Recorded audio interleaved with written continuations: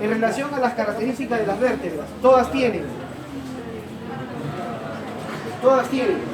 cuerpo vertebral voluminoso, falso, eso tienen las lumbares. Láminas altas y cuadrangulares, esas son las lumbares. Agujeros transversos, eso es de las cervicales. Carillas articulares costales, eso son de las torácicas. Ligamento común vertebral anterior, bueno, si ese está delante de toda la columna. Esa es la respuesta, la E, ¿correcto? ¿Lo ven, no? La primera vértebra cervical, el atlas, se caracteriza por presentar cuerpo vertebral poco desarrollado, falso, no tiene cuerpo. Apófisis transversa bituberculada. ¿Ah? No, el atlas es unituberculada. Atlas y axis son unituberculadas, la apófisis transversa, ¿correcto? Apófisis odontoide junto al axis. No, la odontoide es del axis, ¿correcto? Arco anterior y posterior.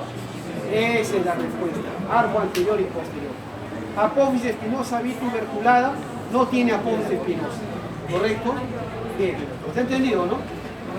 Siguiente pregunta. La sexta vértebra cervical, C6, se caracteriza por tener arco anterior y posterior desarrollado, falso. Apófisis transversa unituberculada y desarrollada, falso, es bituberculada. Apófisis transversa con tubérculo anterior desarrollado, sí, ese es el tubérculo de Chassagnat, ¿se acuerdan?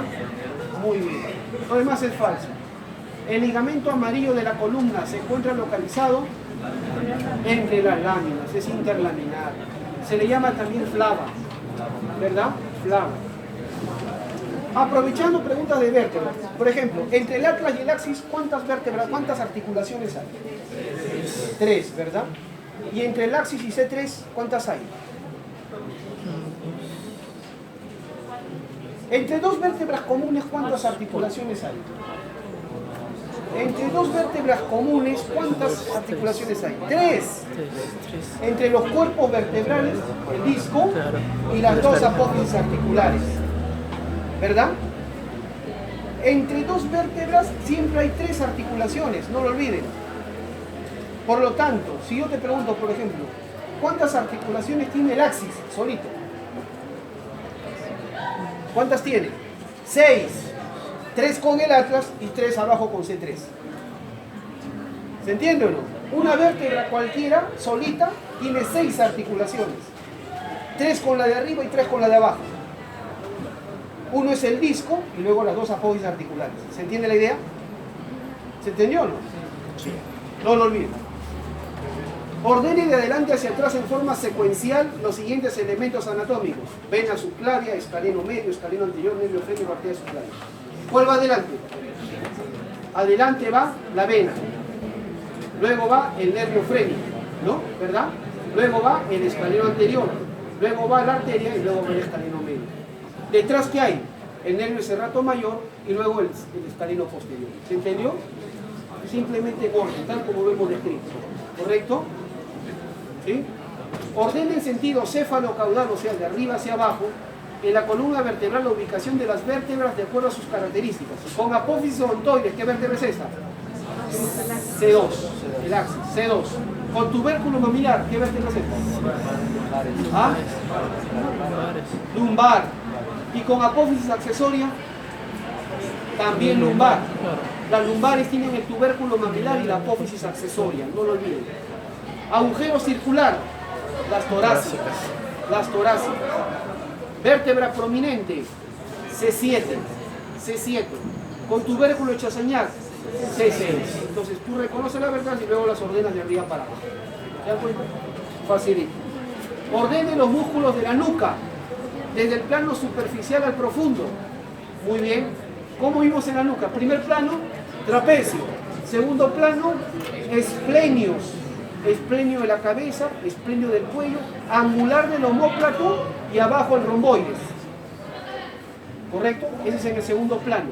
Primer plano, trapecio. Segundo plano, los esplenios de la cabeza, del cuello, el angular del omóplato y el romboides. ¿Correcto? Segundo plano. Tercer plano, los complexos. Complexo mayor, complexo menor. Ya sabes tus sinónimos. Y cuarto plano, los rectos y oblicuos. Ese es el orden. ¿Correcto? ¿Hay trapecio? Sí, ese es el más superficial.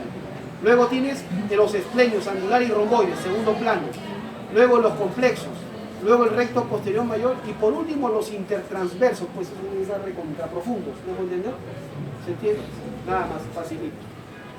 Otra pregunta. La vena yugular externa se encuentra situada en la línea que une los siguientes puntos. ¿Cuántas veces lo hemos dicho también? ¿De dónde va? Delante del lóbulo de la oreja, o si quiere detrás del gonio, al vértice que forman el esternocleidomastoideo y la clavícula. ¿Se entendió? ¿Sí? Muy bien.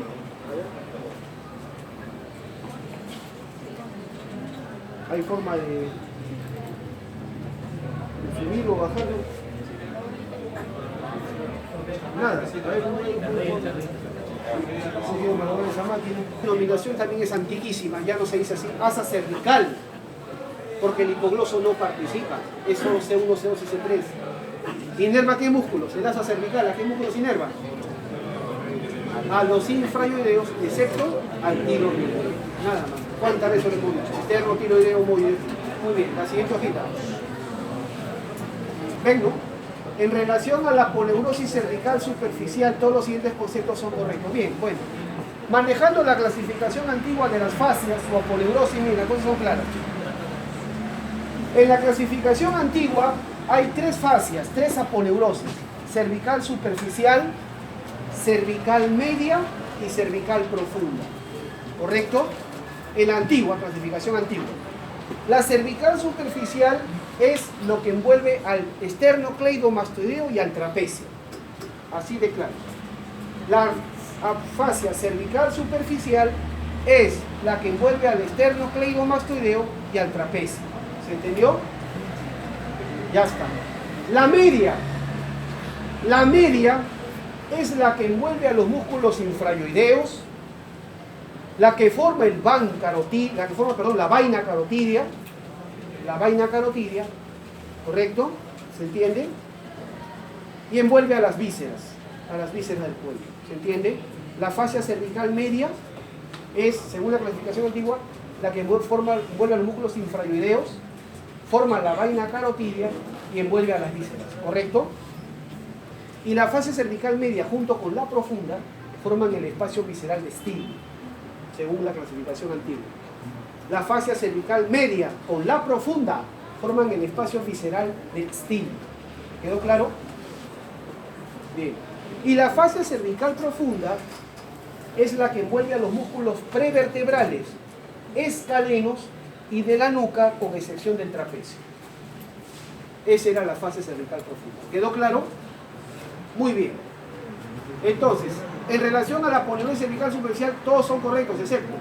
Se fija en el yoides, sí es verdad. Véanlo en el libro, en la que está pintada de color rojo, se fija en el yoides, sí es cierto.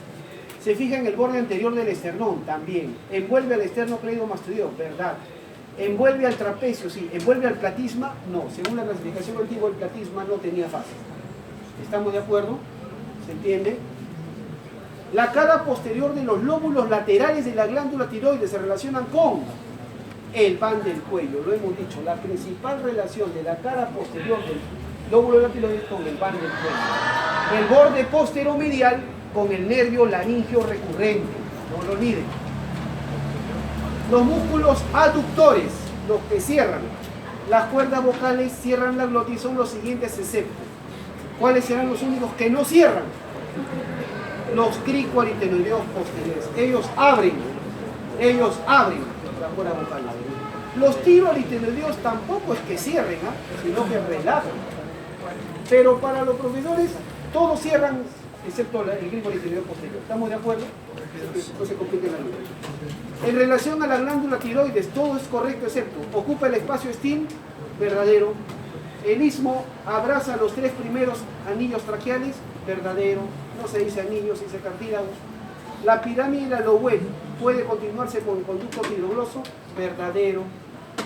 Su borde posterior interno de los lóbulos laterales se relaciona con el nervio recurrente laringeo, verdadero. Su cara anterior se relaciona con el frénico, o sea que delante de la glándula está el frénico, falso, eso no va. Todos los conceptos sobre el triángulo posterior del cuello, ¿se acuerdan? Triángulo, lo que nosotros llamamos triángulo lateral. La aponeurosis cervical superficial envuelve a la vena yugular externa, verdad. según la clasificación antigua, sí, es verdad.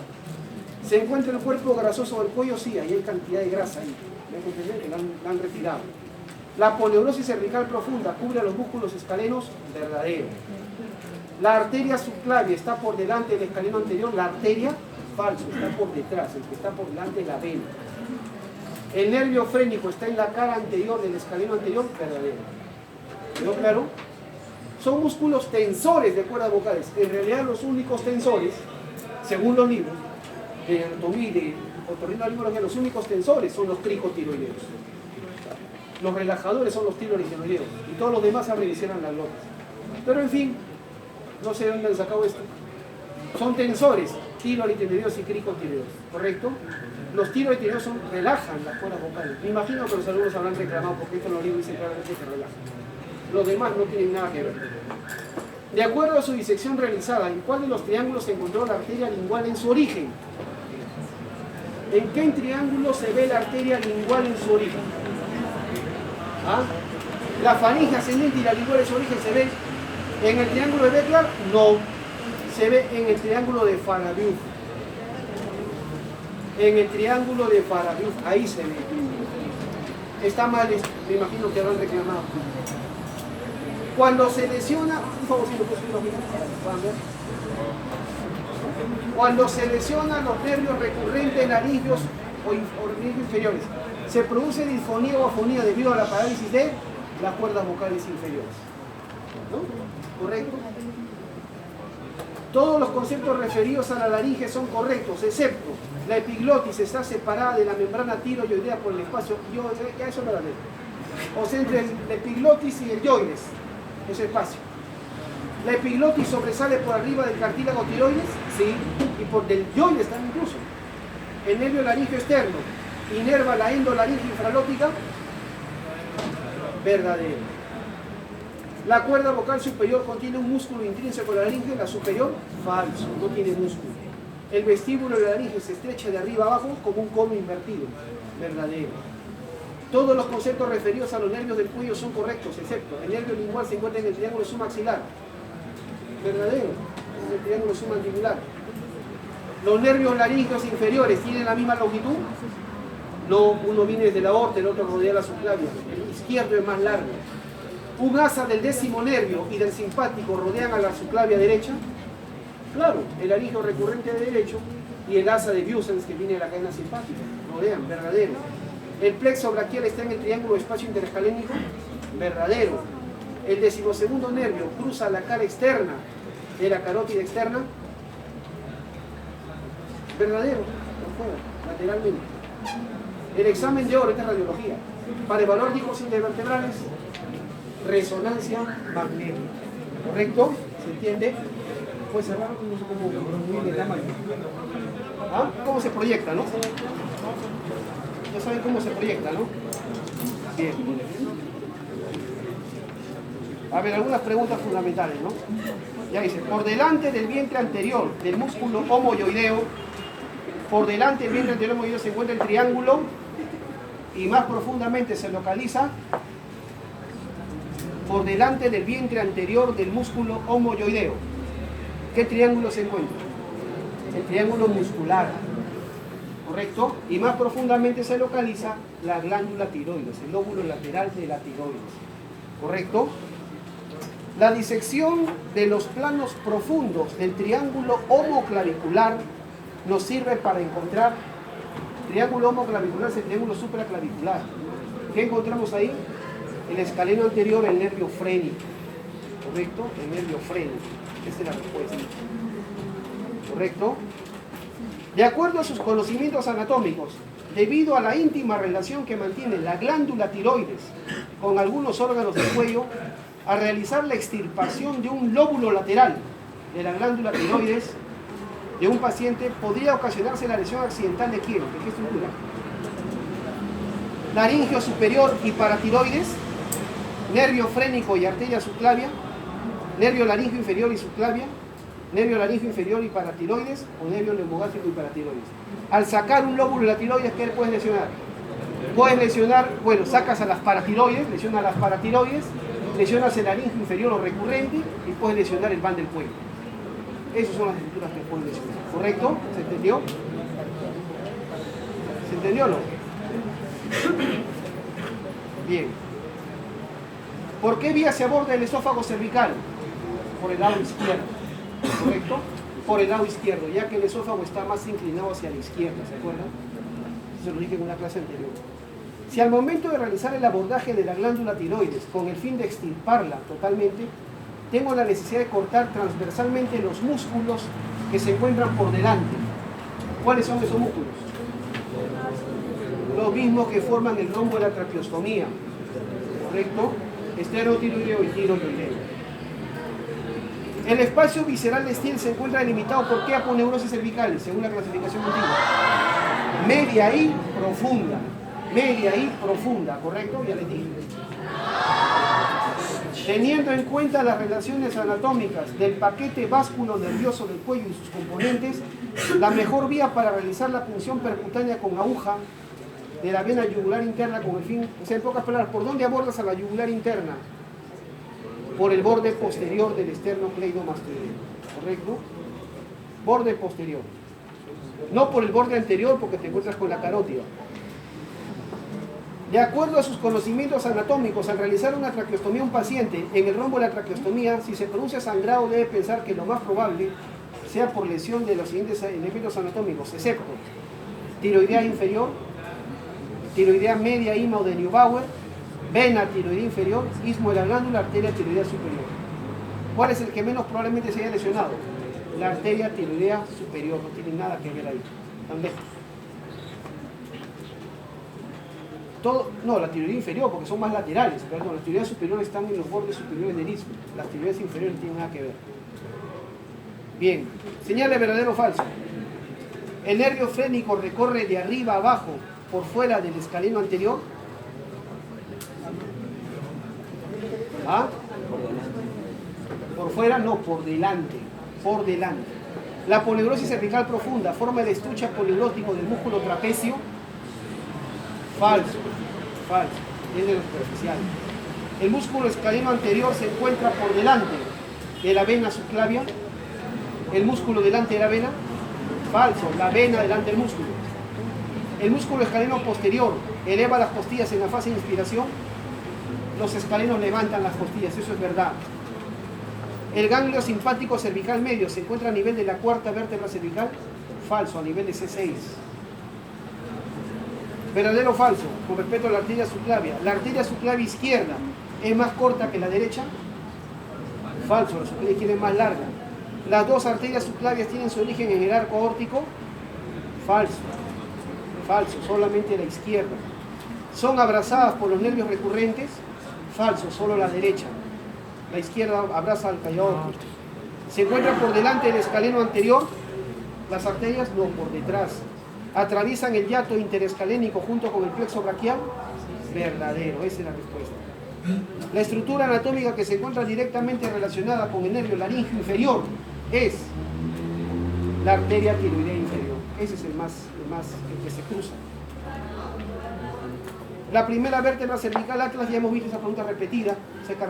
C1, el atlas se caracteriza por presentar arco anterior y posterior. Son músculos aductores de cuerdas vocales que cierran la glotis, excepto, o sea, ¿cuál abre? Cricoaretinoideos posteriores. ¿Correcto? La arteria facial se relaciona con la glándula submaxilar. ¿De qué manera? En la cara profunda de la glándula, la arteria, la vena superficial. Los siguientes elementos anatómicos forman parte de la columna vertebral, excepto, ¿cuál no es parte de la columna vertebral? Vértebras, ligamento amarillo, ligamento vertebral común anterior, ligamento cuadrado y disco intervertebral. Ligamento cuadrado no existe acá. El examen de oro para evaluar disco intervertebral, resonancia magnética. ¿Qué vértebra tiene la apófisis transversa más larga? L3. ¿Ya, chicos? Bien, hemos revisado lo que tengo que hacer, me tengo que retirar. Bien, chicos, suerte.